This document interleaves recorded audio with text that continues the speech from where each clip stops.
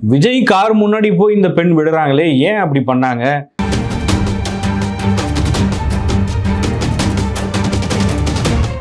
என்ன காரணத்துக்காக இது இவ்வளோ பெரிய நியூஸா மாறுச்சு அப்படின்ற கேள்வி நிறைய பேருக்கு இருக்கலாம். அவங்க பேரு அஜிதா ஆக்னல். தமிழக வெற்றி கழகத்தினுடைய தூத்துக்குடி மாவட்ட பொறுப்பாளர்னு அவங்களோட சோசியல் மீடியால அவங்க பதிவுகள் போடுறாங்க. பட் தாவேகா தரப்புல கேட்கும்போது தூத்துக்குடியை பொறுத்த வரைக்கும் இன்னும் நிர்வாகிகள் யாரையும் நாங்கள் நியமிக்கல அப்படின்னு சொல்றாங்க. அப்படி இருக்கும்போது என்ன பிரச்சனை? அஜிதா ஆக்னல் அப்படிங்கிறவங்க தமிழக வெற்றி கழகத்தினுடைய கொடி, அந்த கட்சியினுடைய நிகழ்ச்சிகள்னு பல இடங்கள்ல இதுக்கு முன்னாடி அவங்க கலந்துக்கிட்டு இருந்திருக்காங்க. நிறைய பேர் நீங்க சோசியல் மீடியால ரீல்ஸா பார்த்துருப்பீங்க. நலத்திட்ட உதவிகள் வழங்குறது, விஜயோட பிறந்த நாளை கொண்டாடுறது, தாவேகாவின் கொள்கை வழிகாட்டி தலைவர்களுடைய பிறந்த நாள், நினைவு நாள், இந்த மாதிரியான நிகழ்வுகளில் கலந்துக்கிறது. இன்னும் ஒரு படி மேலே போய் சொல்லணும் அப்படின்னா, தாவேகாவினுடைய மாநாடு, தாவேகாவினுடைய இன்ன பிற நிகழ்ச்சிகள்னு எல்லா இடங்கள்லையுமே அஜிதா ஆக்னல் கலந்துக்கிற மாதிரியான ரீல்ஸை சோசியல் மீடியாவில் நிறையவே நீங்கள் பார்த்துருப்பீங்க. தாவேகாவை பொறுத்த வரைக்கும் இதுவரைக்கும் 120க்கும் மேற்பட்ட மாவட்ட செயலாளர்களை அறிவிச்சிருக்காங்க. நிர்வாக ரீதியாக இன்னும் சில மாவட்டங்களில் பொறுப்பாளர்கள் நியமிக்கப்படாமல் இருக்கிறது. அப்படி நீண்ட காலமாக தாவேகால பொறுப்பாளர்கள் நியமிக்கப்படாமல் இருக்கிற ஒரு மாவட்டம்னா அது தூத்துக்குடி தான். என்ன பிரச்சனை அப்படிங்கிறத பார்க்கறதுக்கு முன்னாடி அஜிதா ஆக்னல் யார் அப்படிங்கிறதையும் பார்த்துருவோம். அஜிதா ஆக்னலை பொறுத்த வரைக்கும் அவங்களுடைய அண்ணன் பில்லா ஜெகன் தான் முன்னாடி விஜய் மக்கள் இயக்கத்தில் இருந்திருக்காரு. அவர் மேலே சில வழக்குகள் இருக்கிறதுனால ஒரு கட்டத்தில் மன்றத்தில் இருந்து நீக்கப்படுறாரு. அதுக்கப்புறம் அவர் கட்சிக்குள்ளேயும் வரல. இவங்க ஒரு 25 வருஷமா விஜய் ரசிகராக இருப்பதா சொல்கிறாங்க. விஜய் மக்கள் மன்றம் செய்யக்கூடிய நலத்திட்ட உதவிகளை நானும் கலந்துக்கிட்டேன் அப்படின்னு அஜிதா ஆக்னல் தரப்புலையும் சொல்லப்படுது.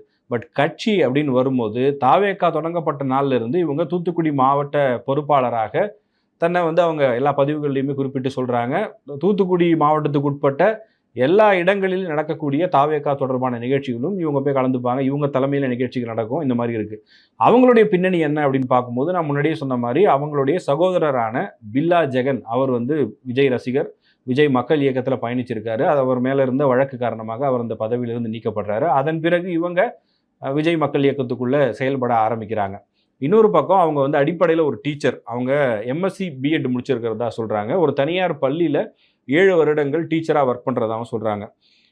தூத்துக்குடியை பொறுத்த வரைக்கும் விஜய் ரசிகர்களில் இன்னொரு தரப்பு இருக்கிறதாகவும் தகவல் கிடைக்குது. அதாவது என்னென்னா, இப்போ அஜிதா ஆக்னல் அவங்களுடைய ஆதரவாளர்கள் ஒரு தரப்பு அப்படின்னா, இன்னொரு தரப்பு இருக்குது. அதிலிருந்து ஒருத்தரை தான் மாவட்ட செயலாளராக நியமிக்க போகிறதா தகவல் வந்திருக்கு. இன்றைக்கி பனையூர் ஆஃபீஸில் தூத்துக்குடி மாவட்ட பொறுப்பாளர்களுக்கான அந்த ஆலோசனை நடக்குது. விஜய் நேரடியாக அவங்களுக்கு நியமன கடிதங்கள்லாம் கொடுக்க போகிறாங்க அப்படின்ற செய்தி தெரிஞ்ச பிறகு தான் அஜிதா ஆக்னல் அங்கே வராங்க. அங்கே வெயிட் பண்ணுறாங்க. இதுக்கு முன்னாடியே பல முறை அங்கே இருக்க நிர்வாகிகள்கிட்ட கேட்கும்போது, எப்போல்லாம் புசி ஆனந்த் பனையூர் ஆஃபீஸ்க்கு வராரோ, மாவட்ட செயலாளர்கள் நியமனம் குறித்த பேச்சு அடிப்படுதோ, அப்போல்லாம் அங்கே அஜிதா ஆக்னல் வந்துருவாங்க. புசி ஆனந்தை சந்திக்க முயற்சி பண்ணுவாங்க. அவருமே பல முறை சந்திக்காமல் தவிர்த்திருக்கிறாரு. சில முறை சந்திச்சிருக்காரு. தளபதி எடுக்கிறதா முடிவுன்னு சொல்லுவார். இன்னும் சில நேரங்களில் வீடியோஸ்லாம் நம்ம பார்த்துருப்போம். தாவேகாவினுடைய 2ஆம் ஆண்டு துவக்க விழா அந்த மாதிரியான நிகழ்ச்சிகளில் யாருக்கெல்லாம் பாஸ் இருக்கோ அவங்க தான் உள்ளே போக முடியும். பொதுக்குழுவும் அப்படி தான். அந்த பொதுக்குழுவுக்கான அனுமதி அட்டை யார்கிட்ட இருக்கோ அவங்க மட்டும்தான் உள்ளே போக முடியும். அந்த மாதிரி நேரத்துலையும் இவங்களுக்கு பாஸ் தரல அப்படிங்கிற பிரச்சனை வந்திருக்கு. இவங்களை உள்ளே அனுமதிக்கலை அப்படிங்கிற பிரச்சனை வந்திருக்கு.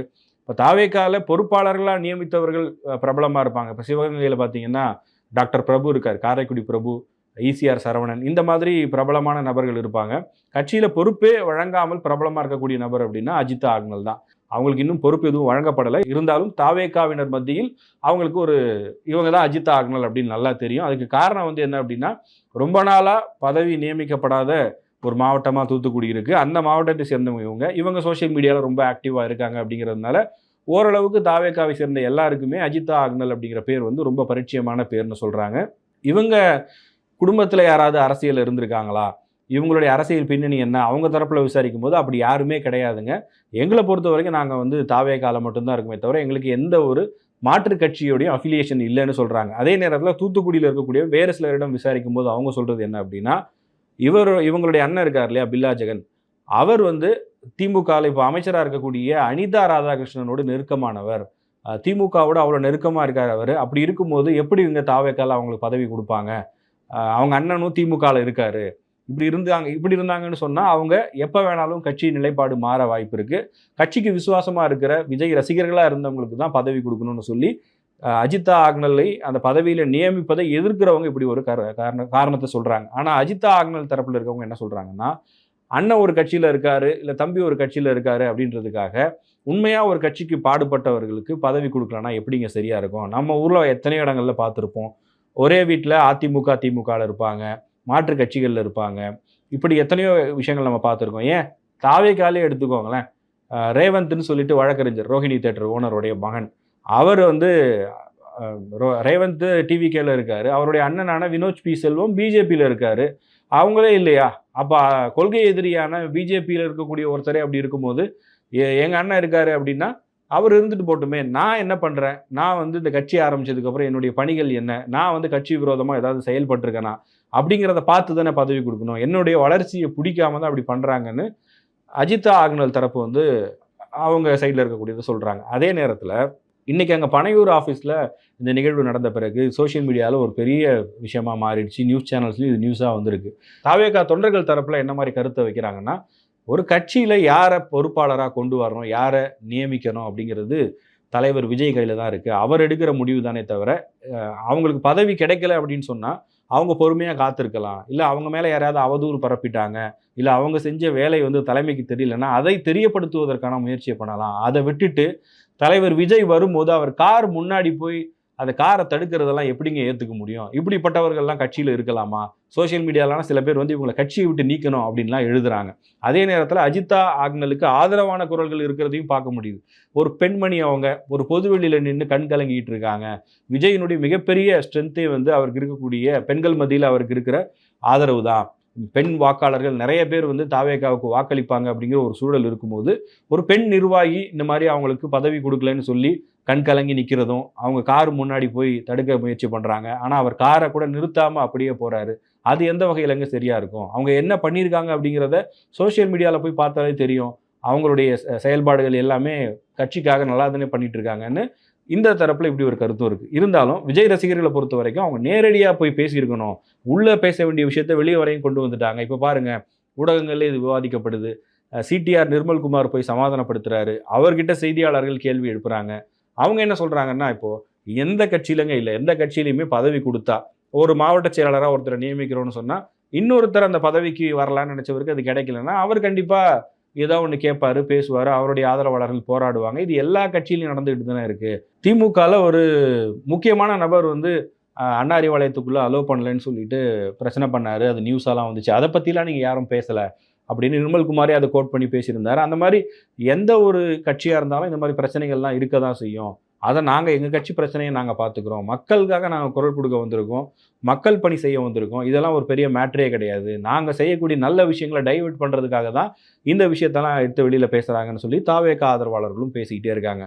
அஜிதா ஆக்னல் அவங்களுடைய அண்ணன் வந்து ஏற்கனவே அரசியல் பின்னணி கொண்டவர் தான். அவர் இப்போ திமுக ஆதரவு நிலைப்பாட்டில் இருக்கிறதாகவும் சொல்கிறாங்க. அதே நேரத்தில் அஜிதாவினுடைய கணவர் அரசியல் எதுலையுமே இல்லை, அரசியல் கட்சியை சேராதவர். அவர் மெரைன் சம்மந்தப்பட்ட வேலையில் இருக்கார், கப்பல் கேப்டனாக இருக்கிறதா சொல்கிறாங்க. இவங்களை பொறுத்த வரைக்கும் முழு நேரமாக இப்போ தாவேகா சார்ந்த பணிகளில் தான் ஈடுபட்டு இருக்காங்க. அவங்க வந்து தனிப்பட்ட வேறு அமைப்புகள்லையோ வேறு எதுலையுமே இல்லை, இதில் மட்டும்தான் ட்ராவல் பண்ணுறதாகவும் சொல்கிறாங்க. ஒட்டுமொத்தமாக என்ன அப்படின்னா, இப்போ தாவேகா தரப்பில் இவங்க வந்து கட்சியை விட்டு நீக்க போகிறாங்களா, இல்லை அவங்க கேட்குற மாதிரி தூத்துக்குடி மாவட்டத்துக்கான மாவட்ட செயலாளர் பதவியில் அஜிதா ஆக்னல் நியமிக்கப்பட போகிறாங்களா அப்படிங்கிற பல கேள்விகள் எழுந்திருக்கு. இப்போ தூத்துக்குடியை பொறுத்த வரைக்கும் ஸ்ரீவைகுண்டம் தொகுதிக்கு உட்பட்ட அந்த மாவட்டத்துக்கும் இன்னும் பொறுப்பாளர்கள் நியமிக்கப்படலைன்னு சொல்லப்படுது.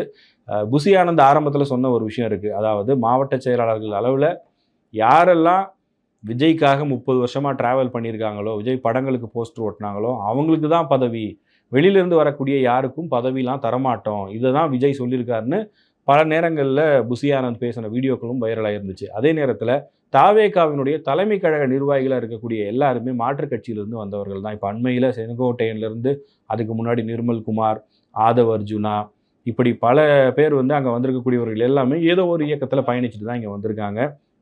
இப்படி இரண்டு மாறுபட்ட கருத்துக்களும் தாவேகாவுக்குள்ளே இருக்குது. அஜிதா ஆக்னல் இன்னைக்கு தாவேகா தலைவர் விஜயோட கார் முன்னாடி போய் தடுத்து நிறுத்த முயற்சி பண்ணது, அவங்களுக்கு பதவி கொடுக்கலன்ற அந்த விஷயம் வந்து இன்றைக்கி செய்தியாக மாறி இருக்குது. இது நீங்களும் கவனிச்சிருப்பீங்க. உங்களுடைய கருத்து என்ன அப்படிங்கிறத மறக்காமல் கமெண்ட் செக்ஷனில் பதிவு பண்ணுங்கள். அஜிதா ஆக்னல்கிட்டையும் நம்ம ஃபோன் பண்ணி கேட்டோம், அவங்க சைட்லேருந்து ஏதாவது கருத்து சொல்ல விரும்புகிறாங்களா அப்படின்னு கேட்டப்போ, இல்லைங்க, தளபதி வந்து எனக்கு கண்டிப்பாக எனக்கான உரிய அங்கீகாரத்தை கொடுப்பாரு, நான் எதுவும் பேட்டியெல்லாம் கொடுக்க விரும்பலை அப்படின்னு சொல்லியிருந்தாங்க. அதே நேரத்தில் அவங்களுடைய ஆதரவாளர்கள் தரப்பில் கேட்கும்போது, எப்படியும் நாங்கள் ஒரு பாசிட்டிவான பதிலுக்கு வெயிட் பண்ணிகிட்டு இருக்கோங்க, என்ன வருதுன்னு பார்ப்போம்னு சொன்னாங்க. ஸோ பொறுத்திருந்து பார்ப்போம். உங்களுடைய கருத்துக்கள் என்ன அப்படிங்கிறத கமெண்ட் செக்ஷனில் பதிவு பண்ணுங்கள்.